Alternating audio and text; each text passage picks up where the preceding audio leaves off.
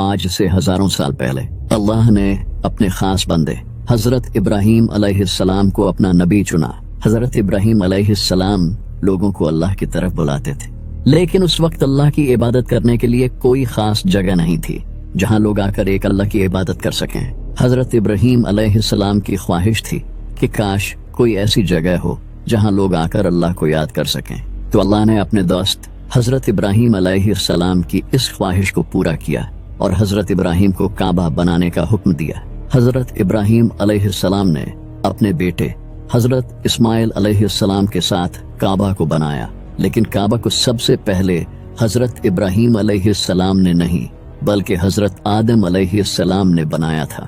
لیکن حضرت آدم علیہ السلام کے اس دنیا سے رخصت ہو جانے کے بعد حضرت نوح علیہ السلام کا دور آیا، اور حضرت نوح علیہ السلام کے دور میں پوری دنیا میں بہت بڑا فلڈ آیا، جس کی وجہ سے کعبے کی دیواریں گر گئی، جس کے ہزاروں سال بعد پھر حضرت ابراہیم علیہ السلام نے اسے ریکنسٹرکٹ کیا۔ اس کے بعد سے دنیا بھر سے لوگ آ کر کعبہ میں عبادت کرتے تھے، اور اس وقت کعبہ بہت بڑی ٹورسٹ ڈیسٹینیشن بن چکی تھی، جو کہ ایک بادشاہ جس کا نام تھا ابراہا اس سے دیکھا نہیں گیا، اور اس نے کعبہ کو ڈسٹروائے کرنے کا فیصلہ کیا، اور وہ ایک بڑی فوج کے ساتھ کعبہ کو ڈسٹروائے کرنے کے لیے نکل پڑا۔ تبھی اللہ نے اتنی بڑی فوج کو چھوٹے پرندوں سے ہرا دیا۔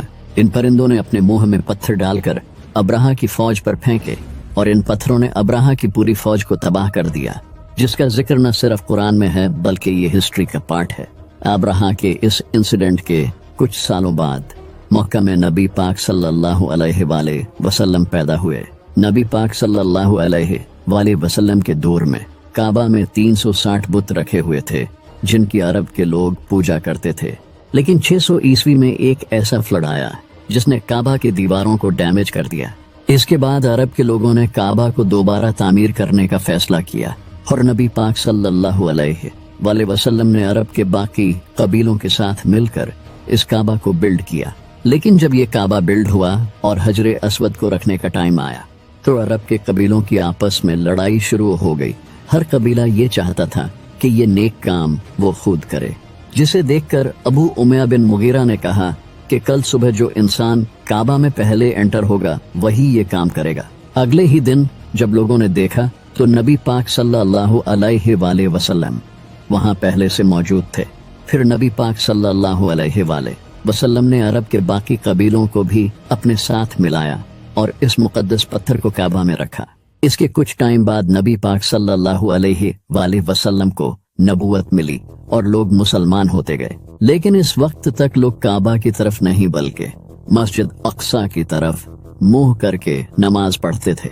پھر ایک دن نبی صلی اللہ علیہ وآلہ وسلم پر وحی آئی، اور اس کے بعد سے نبی پاک صلی اللہ علیہ وآلہ وسلم نے کعبہ کی طرف منہ کر کے نماز پڑھی۔ نبی پاک صلی اللہ علیہ وآلہ وسلم جب مکہ میں تھے تو اس وقت مکہ کے سارے لوگ آپ کے دشمن بن چکے تھے، تو نبی پاک صلی اللہ علیہ وآلہ وسلم یہ سب دیکھ کر 620 عیسوی میں مکہ چھوڑ کر مدینہ آ گئے، لیکن قریش پھر بھی مسلمانوں کو عمرہ نہیں کرنے دیتے تھے۔ تو پھر نبی پاک صلی اللہ علیہ وآلہ وسلم نے مکہ کے لوگوں کے ساتھ صلح حدیبیہ سائن کیا۔ اس اگریمنٹ کے مطابق مسلمان کعبہ میں آ سکتے تھے، لیکن اس اگریمنٹ میں یہ بھی لکھا تھا کہ مسلمانوں اور مکہ کے درمیان 10 سال تک کوئی جنگ نہیں ہوگی۔ لیکن 10 سال بعد مسلمان کافی طاقتور ہو چکے تھے، اور اس وقت تک کئی لوگوں نے اسلام قبول کر لیا تھا، اور 630 عیسوی میں نبی پاک صلی اللہ علیہ وآلہ وسلم نے مکہ کو فتح کر لیا۔ مکہ فتح کرنے کے بعد انہی صحابیوں نے خود سے بتوں کو توڑا جو کہ پہلے ان کی پوجا کیا کرتے تھے۔ اس کے بعد 683 عیسوی میں میرے مولا علی علیہ السلام کی وفات کے بعد عبداللہ ابن زبیر اور خلافت امیہ کے درمیان جنگ ہوئی۔ اس جنگ میں کعبہ کو آگ لگا دی گئی تھی، جس کے بعد عبداللہ ابن زبیر نے کعبہ کو دوبارہ تعمیر کیا۔ 11 جنوری 930 کو حج کے پہلے ہی دن کرامتیوں نے کعبہ پر حملہ کر کے حجر اسود کو چرا لیا۔ کرامتیوں کا لیڈر ابو طاہر القرامتی اپنے ساتھیوں کے ساتھ گھوڑوں پر مکہ میں انٹر ہوا اور لاکھوں لوگوں کو قتل کر کے حجر اسود کو اپنے ساتھ مسجد الدرار میں لے گیا۔ یہ وہ مسجد ہے جسے نبی پاک صلی اللہ علیہ وآلہ وسلم کے دور میں کچھ ہپوکریٹس لوگوں نے بنایا تھا، नबी पाक सल्लल्लाहु अलैहि वसल्लम ने ऑर्डर देकर इसे तोड़ दिया था। ये लोग इस मस्जिद को बनाकर इस्लाम में यूनिटी खत्म करना चाहते थे। अबू ताहिर भी यही चाहता था कि लोग काबा को छोड़कर मस्जिद अल दिरार में हज करने आए। अल्लाह ने इसे बड़ी ही दर्दनाक मौत दी। इसके जिस्म को कीड़ों ने खाया। फिर इसके 30 साल बाद जब अब्बासी की हुकूमत आई तो इन्होंने काफी पैसा खर्च करके हजरे अस्वद को वापस से इकट्ठा करके काबा में लगा दिया। इस वक्त तक हजरे अस्वद 7 टुकड़ों में टूट चुका था। काबा जितना कीमती है, इतनी ही ट्रेजिक इसकी हिस्ट्री है।